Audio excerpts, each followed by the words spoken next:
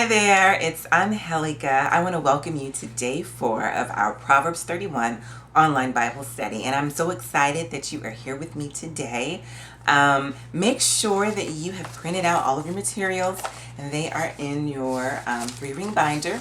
If you, for some reason, did not get the email, make sure that you check your spam folder. Things like to hide out there. I a lot of times find emails from people that I normally get in my regular inbox popping up in my spam folder. So make sure that you check your spam folder if for some reason you did not get your materials. Every day we soap, that stands for scripture. You're going to write down the scripture. Observation, you're going to write down any observations that you make. It could be one sentence, it could be a drawing, it could be an entire book, but you're going to write down your observation. Number 3 is application. You're going to write down how you can apply this scripture to your life today, right now, straight away. What's the way that you can apply this in your life? And then the P stands for prayer.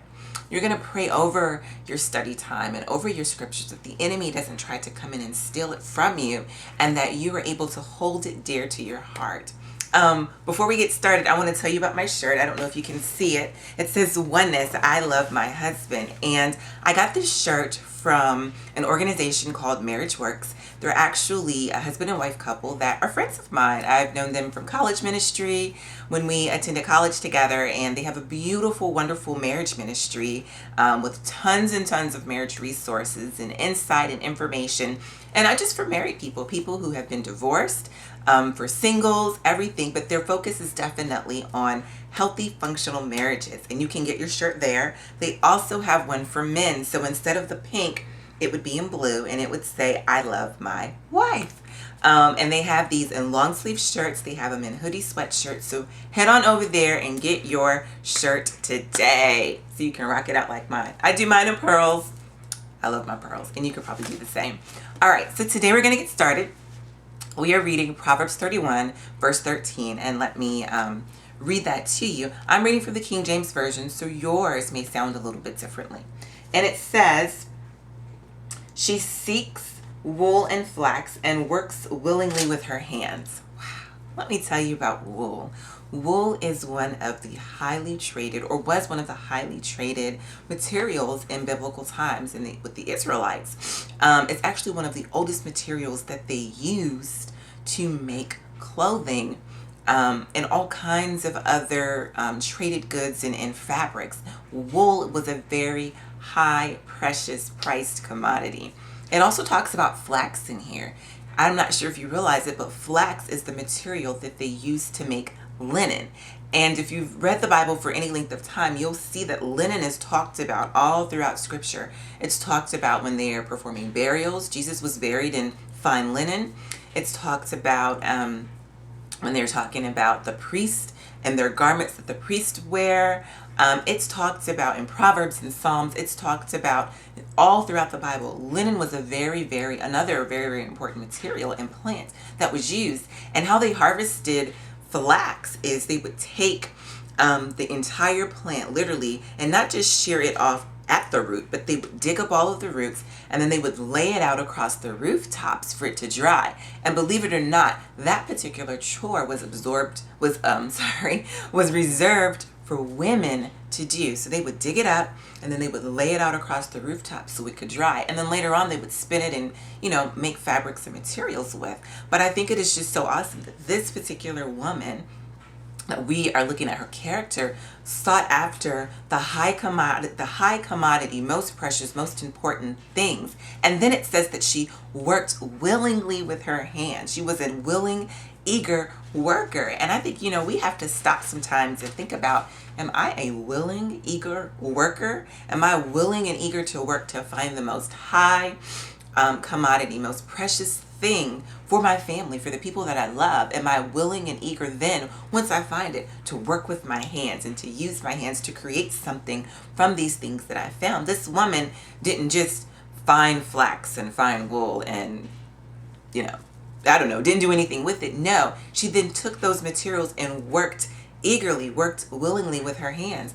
There's a couple of scripture that I want to point out to you. I'm sorry, let me find my notes here. It says that Sorry. It says that one of the things that we have to remember that in Colossians 3 verse 23, it says that we are to work as if we're working unto the Lord. And again, that is being willing and being eager, but your focus is not necessarily on man. It is unto the Lord. I know that in some cases, and I know being a mom and being a wife sometimes is a thankless job. Being a woman sometimes is a thankless job. You're working hard and you're working eagerly like this woman, and then people don't say thank you, or they're not appreciative of the work and the things that you're doing for them. But Colossians reminds us that we are to work as if we're working unto the Lord, and God will reward us in time with that. The other thing we have to remember is that work is a gift. When you read in Ecclesiastes 13, it says that we are to enjoy our labor because it is a gift from God. Labor is work, and we're supposed to enjoy that. God does want us to enjoy it. He wants us to find work that would be considered enjoyable for us, and it is a gift from Him. So whether your work is at home and you're a stay-at-home mom, whether you work outside of the home, whether you are in transition trying to figure that whole piece out, regardless of where you are, the work that you do, and it may be physical hard labor work, it may be washing the dishes, washing the clothes, cleaning the bathrooms, that's work. Like this woman, she went out to seek the best thing that she could find that was a high priced, high commodity item that was extremely valuable, to bring it back home to her family and then to work willingly with her hands. The same thing as us women. Are we going out there and are we seeking the things that are valuable, the most valuable, not what the world says is valuable, but what God says is valuable? Are we seeking the best things for our family and then bringing it home and willing to work willingly with our hands? There's a couple of other scriptures that, tell us that work leads to profit. That's in Proverbs 14:23. Work actually leads to profit. Proverbs again, 10 verse 4 says that, when you work, you will become rich. Work leads to you being rich. And that could certainly and definitely means, with money, but also rich in our soul, rich in our spirit, rich in our homes, rich in our families. It doesn't just stop with the monetary things, rich through and through.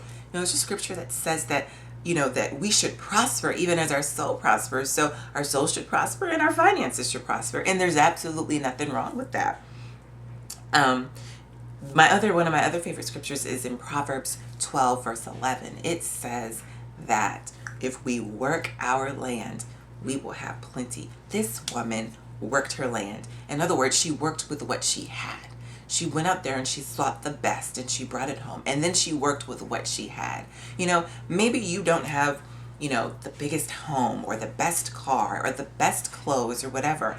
I know there are times in my own life, especially in between having babies and clothes don't fit and things look crazy and, you're trying to get rid of the baby weight or whatever, that I have to work with what I have. I have to go into my closet and say, okay, Lord, what do I have in my closet that I can wear that still looks presentable, still allows me to be modest, and still allows me to be, fashionable without grumbling or complaining or anything like that.